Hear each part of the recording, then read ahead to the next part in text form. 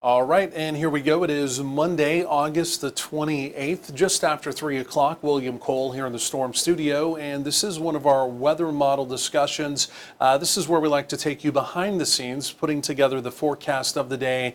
Not so much looking at the pretty TV graphics, but showing you the raw data that we've been looking through.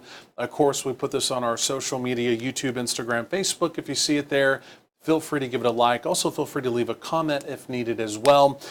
We've got a lot going on, really locally here in North Texas, and then also nationally, even talking about some tropical weather, which could be some high impact tropical weather down in the Sunshine State. Florida appears to be on the verge of getting hammered with another hurricane, another major hurricane, I should say, with the name of Idalia. So we're going to talk about that coming up here as well. But again, here locally in North Texas, our weather story is good.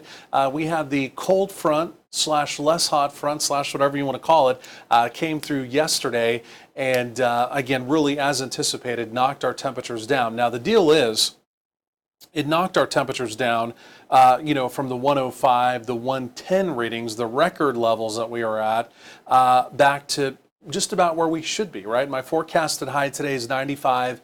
An average high, a typical high this time of year, is 94. So just kind of put us back in the ballpark, so to speak, right?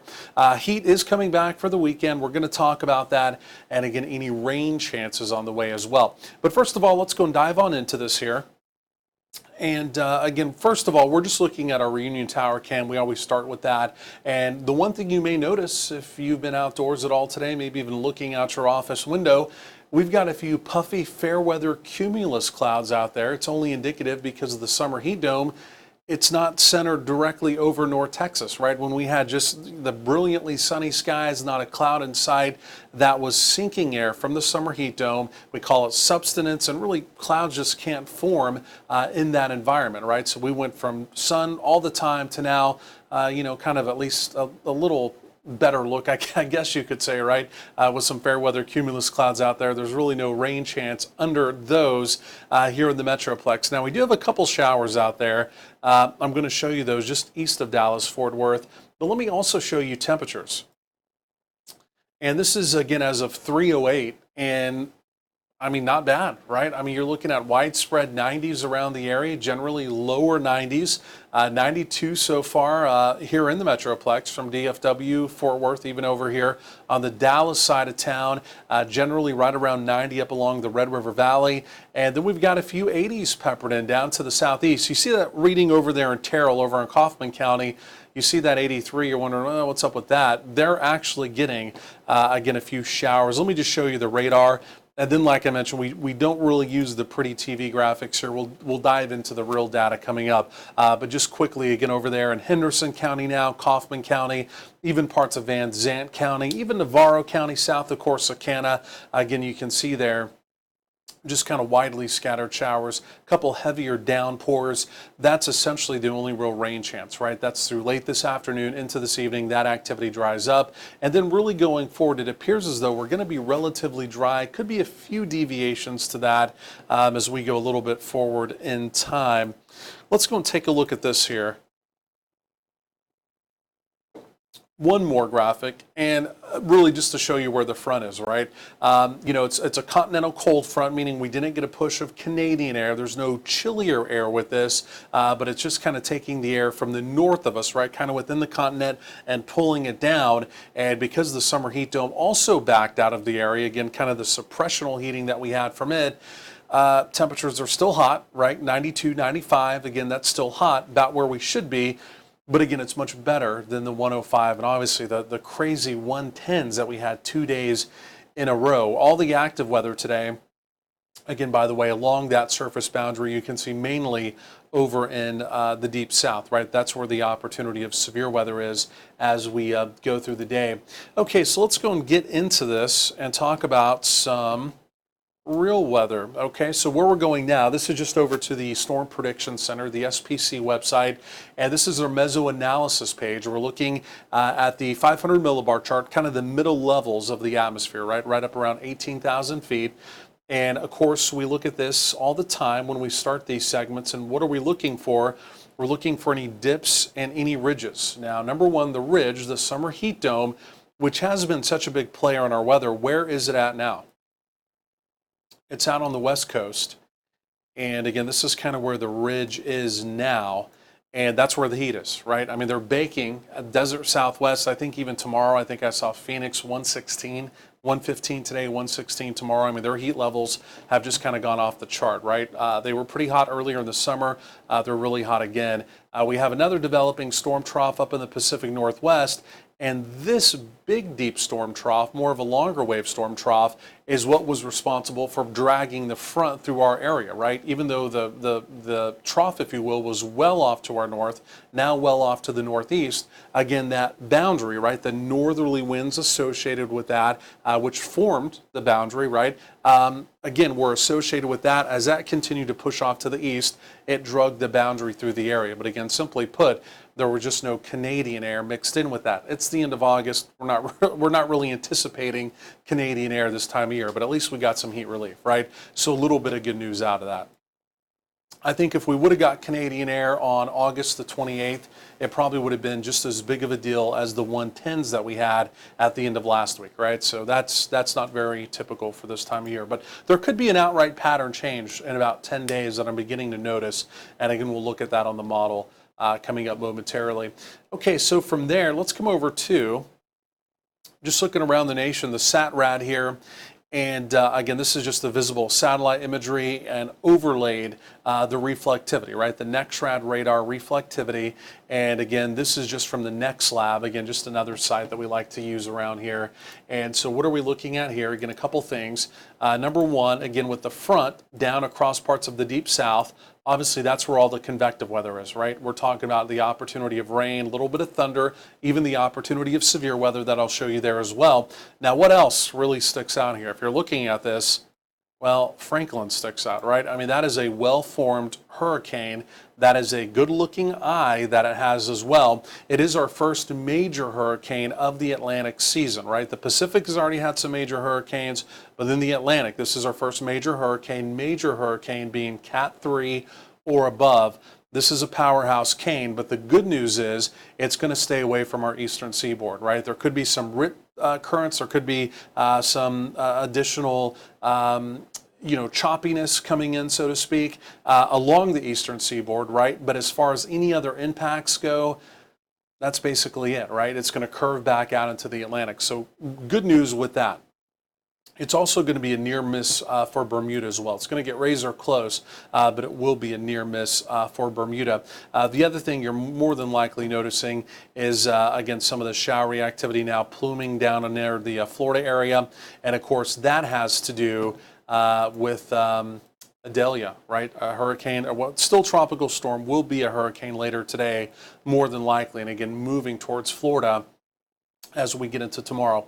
We're going to take a closer dive into the tropics momentarily. I just want to show you the SPC outlook quickly. We always like to look at these convective outlooks as well. And again, for today at least, the opportunity of severe weather, like we were talking about, it's mainly down in the deep south, right? Even up into parts of the Carolinas, it's all going to be along that surface boundary. And the main concern there, it is going to be wind. As we get into tomorrow, the opportunity of severe weather, it's down in Florida. And of course, all that has to do with Idalia. More than likely by that time, hurricane, more than likely major hurricane Idalia making landfall. Again, remember we had that little trough up in the Pacific Northwest. And again, that's going to give an opportunity of some active weather up across parts of Idaho, even into the bitter roots of Montana. You can see that up there in the Pacific Northwest. And again, that would be for tomorrow, Tuesday. Then as we look here quickly at Wednesday, of course, these outlooks go out 3 days. I mean, they go out further, but the real-time data we really like to look at, or kind of the better data, so to speak, truly go out 3 days from the Storm Prediction Center. And even on day 3, which of course will be taking us into Wednesday, still that opportunity of severe weather, again, as Idalia continues to pull out of the Florida Peninsula, and again, even skirt part of the Carolina coast there as well. Okay, so from there, let's go and take a look at the tropics, because we do have a lot going on, right? We've got Franklin, major hurricane, that again is out in the Atlantic Basin. Again, he's going to stay out in the open water. Like I mentioned, there could be some rip currents along the eastern seaboard. There could be some additional chop along the eastern seaboard. But again, outside of that, the main influences truly are going to stay out to sea. Also, if you can notice, let me highlight this for you. That little blip right there, that is Bermuda, right? So Bermuda, similar story. They're more than likely going to get a little wind, a little rain out of this. But again, the core of the system, it's going to be a near miss, but it will miss Bermuda, which again, for the folks out there, obviously good news. A major hurricane moving across Bermuda, never a good situation. And then what truly is going to be a bigger weather story, again, really for us, not for us locally, but again, just for the United States, national news, so to speak. It's Adelia, and again, right now she's still holding on to tropical storm status, but again, all indications are that really at any time she could become a hurricane, and then from there it looks like she's going to continue to really energize and become that major hurricane making landfall down in Florida. She's moving currently right through, and I'm going to click on this, see if we can't kind of get a better look at this. She's currently moving right through the Yucatan channel. And, more times than not, in fact, I think over the weekend, I even heard somebody say that this is more than likely just going to be a tropical storm and really not a big deal. And again, not to take away from their expert opinion, but, 9 times out of 10, you almost want to say 10 times out of 10 now, you get something that forms off the tip of the Yucatan, right? And it comes out of the Yucatan channel and moves up towards New Orleans, towards Alabama, or towards the Florida Gulf Coast, obviously.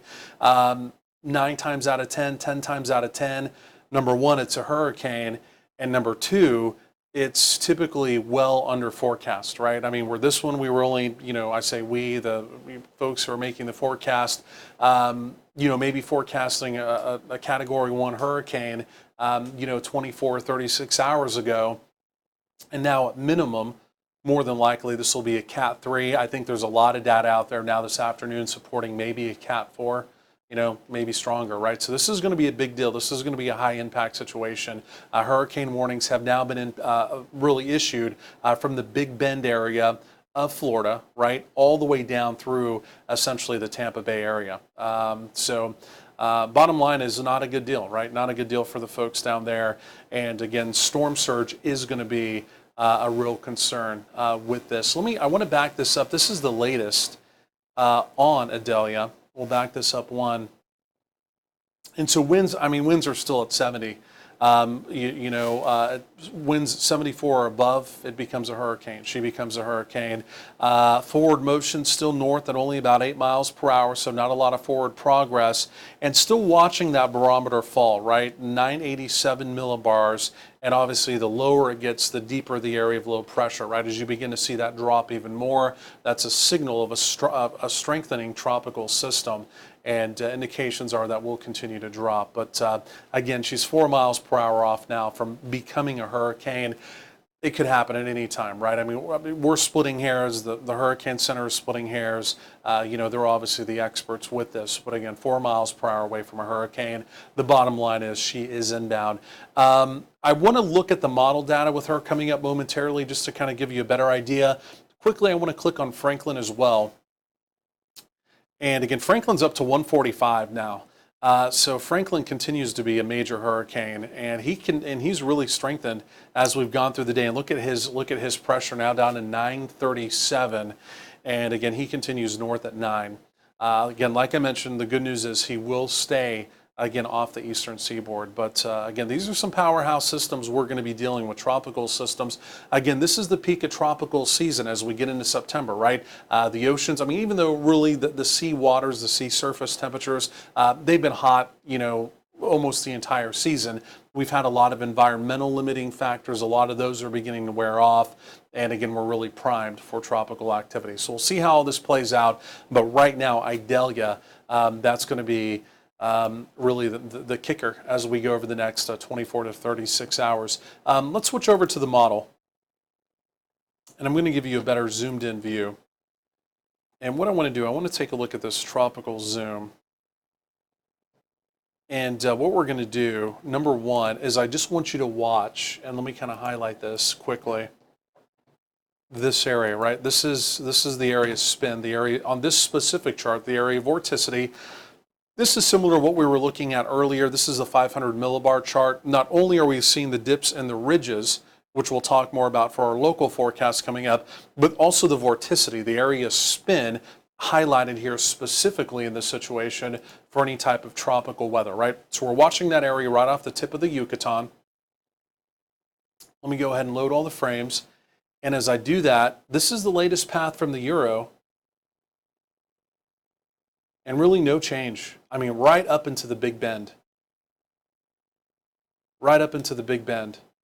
And then you can see how she skirts the Georgia-Carolina coast.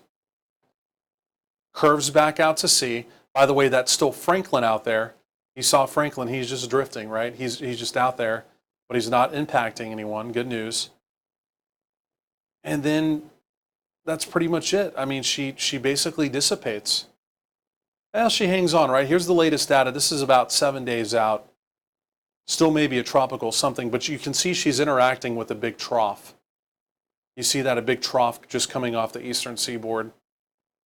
And so she kind of gets ingested into that. Not impossible that she weakens, maybe becomes reestablished. But again, really after that, after this, there's no more threat to the continental United States. So it's going to be a one-hit deal, right? Here it is, again, coming up through the Big Bend of Florida, coming out of the Florida Peninsula, crossing the Panhandle, the coast of Georgia, coast of the Carolinas, back out to sea, and kind of meanders, kind of embedded within that trough, and then really gets ingested in that trough. And that's it, right? Franklin, similar story. Just quickly with Franklin, you see him can just continue to drift off to the north. But he stays established a little bit longer. He'll eventually turn into a gale up in the northern Atlantic. There was one other wave coming off the coast of Africa. Look right off the coast of Africa right here. Watch this wave.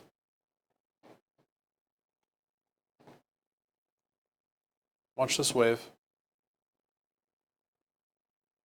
And you can see it moving westbound fairly quickly. Now, there's a little development with that. And that's at day 10. And it's approaching the Leeward and Windward Islands at day 10. And there is a little development with that. Okay, so that's something we'll have to watch as well. And that's moving at a pretty good clip. Again, by day 10, still a long ways out there, obviously. Again, if that even verifies, right? All that can flip-flop, as we all know. But data, at least right now, showing by day 10, maybe something that we're still interested in tropical-wise, moving at a pretty good clip towards the Leeward, Windward Islands, and then maybe right on into the Caribbean, okay? So we're far from done with tropics, the way it looks, again, so far this season.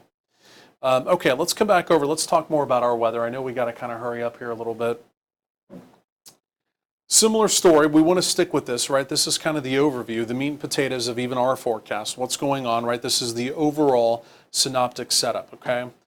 And two things we're watching for here. Number one, we're going to be watching the heat dome that, again, is currently out in the desert southwest begin to reestablish itself, okay? That means come back into play quickly by the end of this work week, okay? Right now we're enjoying just really not a lot going on. In fact, we remain kind of in this northwesterly flow. I know this is always a little bit hard to see for you, but if you just watch this flow, right? The flow is coming down and around the area of high pressure. So the core of it is back in here, and with that clockwise flow, everything is coming down and around. And you see just kind of these little speckles of blue showing up, right? Those are just little weak embedded systems. There are certain times of the year that can actually be a little more of an impactful pattern for us. In fact, as we begin to come out of spring, normally early summer, a lot of times we can be in this pattern, and it will a lot of times mean complexes of storms form upstream, and they have an opportunity to roll southbound towards North Texas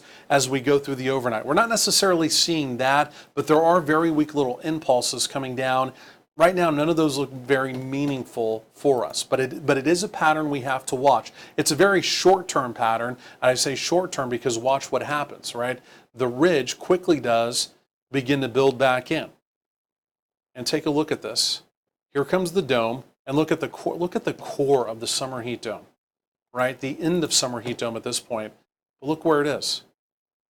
That's where the highest equal pressure is. Of course, there's North Texas right there. I mean, it literally builds right back in. So we're going to go from temperatures about where we should be, maybe a little above normal, by the end of the week, into the weekend, and then more than likely through at least day 10 where the data ends, back to the triple digits. No 105s, no 110s. I'm not seeing that right now, but some of the data is at least flirting even with some 103s. Okay, so I mean, pretty hot stuff again, right? Especially as we head into the early part of September. The first week of September can typically be fairly warm, right? Or I say warm, fairly hot, as we know. But typically the pattern begins to change fairly quickly. There may be a bit of a pattern change I'm going to show you here at day 10, but this is the only other thing I want to highlight. Watch this little area of disturbed weather. It's going to be kind of wrapping around the summer heat dome. This is just a little lobe of vorticity. May not really mean much of anything for us, but watch how that kind of gets wrapped, again, in a clockwise flow around that high, back in here to the Lone Star State. There's been signals off and on, like next Monday, next Tuesday, that maybe there could be a few widely scattered showers and thunderstorms around. And again, it's because of that little weak wave, again, kind of rotating and coming back around that area of high pressure. The latest data this afternoon, and I'll show you this here momentarily with the future radar type products, isn't really doing anything, right? We've got the big heat dome, we've got the big dome sinking air back in place. More than likely, it's really not going to do anything for us. But what may do something a little more significant for us, watch off to the northwest. Watch this next storm trough begin to develop. And again, this is about 7 days. And I'll take you now through about 10 days. And this right here may be the beginning. And you saw that trough eject off to the east. But we have another troughing pattern right here. The dome, at this point, you can see it right there, begins to retrograde back to the west. And more than likely, as this one comes down, it's going to be able to come just a little bit deeper down into the plains. And as that happens, it's going to allow another front into the air. Again, with the dome retreating back to the west, again, that door is going to be open, for something, right? And that could be the beginning, right? Once you start to get a pattern change sometime in September, typically you don't really flip-flop back the other way where the dome comes back strong, right? So that normally that'll be the real break in the heat. Doesn't mean a big blast of cooler weather. It's not pumpkin spice. It's nothing like that happening. But if we just want to try and kind of like get back to where we should be for this time of year, again, it's 10 days out. We're extrapolating here a little bit, but there's at least like some hope. And it matches up climatologically about what should be happening by that point in time. And so you can see that first dip come through. And it's going to bring some cooler weather to the northern tier, right? You see those greens and blues. But again, look how hot we remain, right? There's a frontal boundary associated with that may not make its way down. There is some Canadian air. You see the really dark blue stuff already building up in Canada. And then we'll be watching that next trough. And here's that next trough back up in here. And you can see it's deeper, right? There's no cold air with it. There's nothing even really chilly with it. But again, it may bring a cold front end that begins to get us into kind of a more typical pattern and temperatures back to normal. Okay, and again, that right there is in 10 days, so you really have to bring that out another 2 to maybe 3 days. So that would be talking about 12 to 14 days on down the road. That almost puts us, that right there would be September 7th, so like 10 days into September. Okay, again, all that's pretty typical, right? That's about what should be happening. Some years it's earlier than that. Last year we had the really hot summer, but we ended it quickly. In fact, we ended it almost in the middle of August, and then the pattern completely flip-flopped, right? I was almost hoping that's what was going to happen this year, but it didn't. I mean, obviously it hasn't happened at all. Okay, so that's kind of the overall setup as we go forward in time. The only real opportunity of precipitation, we'll take a look at this here based off the Euro. And again, this is just kind of our 6-hour signals. We talk about this when we do these all the time, right? Sometimes when we look at the high-res data, I can show you the future radar, what the computer thinks the radar is going to look like. This is a global model because high-res data we don't need, right? In the near term, I mean, there's nothing going on precip-wise, right? So we're going to look at about 7 days or so. And again, this will give us at least a signal of does the computer maybe think that there could be some rain probabilities happening, okay? So let me go and take you back out. Here we go. Here's Sunday. And you can see that little wave kind of working its way down along the Gulf Coast. There's some rain probabilities down there. Let's see. Yeah, for us here locally, I mean, there's a very weak signal by Wednesday, right? And so I've still got a 10% shot in on Wednesday, 10% shot on Wednesday. But outside of that, I mean, this really looks like a dry forecast, right? I mean, we're really, splitting hairs, pulling levers here to try and get even a very low end rain chance. Now, as the pattern begins to shift and we get more in the way of troughs moving through and cold fronts, oh, absolutely, more than likely, we will get at least opportunities of precipitation with those. Typically we do. But again, right now, kind of in this near and medium range term, I'm really just not seeing a whole lot. I wanted to show you future QPF. This will just take you through 10 days here based off of the euro. Let me try and find it on here. These are just very small, so bear with me while I'm really trying to find this on here. And this right here is what I want to get to. If we can find it, if I can find it, like I said, bear with me. This is what I want. And I'm just going to run this all the way through. This is future rainfall over the next 10 days. And again, North Texas, yeah, basically dry. East Texas, down towards Houston, even down towards our coastal bend, maybe some rain opportunities there. Arklatex, favorable for rain. And then out in the high plains of New Mexico, favorable too. Maybe a little bit down in hill country, but we're basically dry. So let me go and show you just the data real quickly, and then we'll wrap this up. And this is just the blend of models, and this is your hourly, this is your daily high and low output here, right? What does it think your high and low is going to be? And our forecast pretty well resembles this, right? The blend of models nowadays takes all the data in, all the global models, and also the high-res data, puts it all together, weights it, right? It has a formula to weight all of it. This stuff is pretty good. I mean, we base most of our forecast off of this. For tomorrow, 96, basically what I have. We trend back close to 100 by Friday. Of course, we're heading into Labor Day weekend.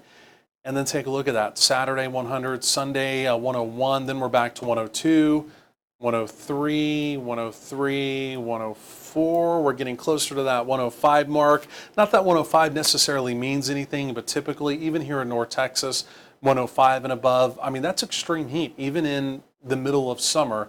And the fact we would be in September, in fact, September 7th by that point, that's a big deal, right? That would be a big deal if that plays out the way it looks. But there's a pretty good indication the dome is coming back. And again, those temperature forecasts may fluctuate a little bit just because, I mean, truly, in that situation, I mean, that's really on the high side for September 7th, but it's within the realm of possibilities. So the bottom line is the forecast goes right back to hot. We don't really have any good rain chances in the future. The only one takeaway from this, maybe one glimmer of good news, are your morning lows. I think maybe those are a little bit on the cooler side. We do have some very dry air that's going to be working in, and meaning less humid dry, and that does allow overnight lows, again, to drift off, right? Dry air cools easier, so, so some 72, 73s probably look about within the range, but I think we're probably going to jump back closer to 80 as for overnight lows as we get into next week with those daytime highs up in the triple digits. So anyway, folks, that's where we are. Again, thanks for joining us here for our weather model discussion. We got to go do some real weather here as well on our channel. But don't forget, if you haven't downloaded our free mobile app, be sure to do that today. Of course, it is available on the Apple iTunes Store, also the Google Play Store. And also, again, don't forget to add our channel, Roku, Apple, Amazon Fire TV. We are a 24/7 live channel on there. Be sure to do that as well. Again, also feel free to give our, deal here a like. Feel free to leave a comment below as well, obviously seeing it on social media. Otherwise, we'll do another one of these tomorrow. Enjoy at least some less hot weather through the remainder of the day today. And again, enjoy the rest of your Monday afternoon.